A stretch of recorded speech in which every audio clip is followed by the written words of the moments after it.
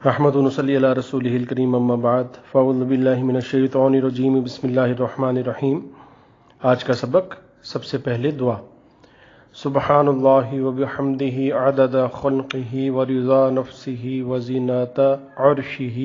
ومداد کلماتہ۔ ام المومنین حضرت جویریہ رضی اللہ تعالیٰ عنہا فرماتی ہیں کہ ایک دن رسول اکرم صلی اللہ علیہ وسلم فجر کی نماز کے بعد صبح سویرے میرے حجرے سے باہر تشریف لے گئے اور میں اپنی نماز کی جگہ پر چاشت کے وقت تک بیٹھی عبادت کرتی رہی۔ چاشت کی نماز کے بعد حضور علیہ الصلوۃ والسلام واپس تشریف لائے۔ فرمایا ابھی تم اسی جگہ بیٹھی ہو؟ میں نے عرض کیا ہاں یا رسول اللہ صلی اللہ علیہ وسلم۔ آپ علیہ الصلوۃ والسلام نے فرمایا میں نے 3 بار یہ کلمات پڑھے ہیں، اگر یہ کلمات تمہاری اس طویل عرصے کی عبادت کے ساتھ تولے جائیں تو یہ کلمات ضرور ان سے وزنی ہوں گے۔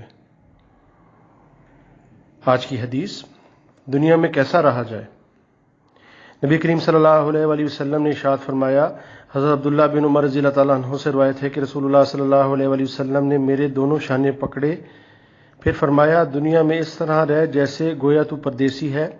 یعنی جس کا قیام پردیس میں عارضی ہوتا ہے اس لیے اس سے دل نہیں لگتا، یا بلکہ ایسی طرح رہ جیسے گویا تو رستہ میں چلا جا رہا ہے جس کا بالکل ہی قیام نہیں۔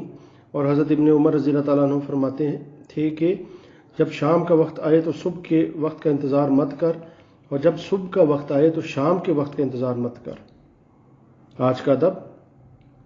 پیارے بچوں، امی ابو، بھائی جان اور آپی، اسی طرح سارے بڑوں کو نام لے کر نہیں پکارنا چاہیے، یہ بہت ہی بے ادبی کی بات ہے۔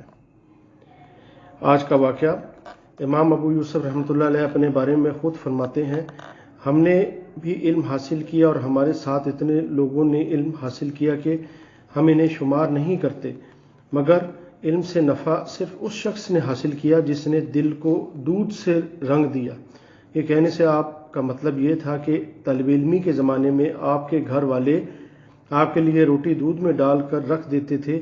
آپ صبح وہی کھا کر مدرسے چلے جاتے، واپسی پر بھی وہی کھا لیتے، کسی عمدہ کھانے کے انتظار میں وقت ضائع نہیں کرتے تھے، جب بھی دوسرے لوگ اچھے کھانوں کے چکر میں سبق کے ایک حصے سے محروم ہو جاتے تھے۔ آج کی معلومات، سب سے پہلے بیت اللہ کی تعمیر سیدنا آدم علیہ السلام نے کی۔ کبیرہ گناہ یعنی وہ گناہ جو بغیر توبہ کے معاف نہیں ہوتے، ان میں سے چند: کسی آدمی کو قتل کرنا، چوری کرنا، کسی پر تہمت لگانا، سچی گواہی کا چھپانا، جھوٹی قسم کھانا، کسی کا مال چھین لینا، سود لینا، سودی معاملہ کرنا،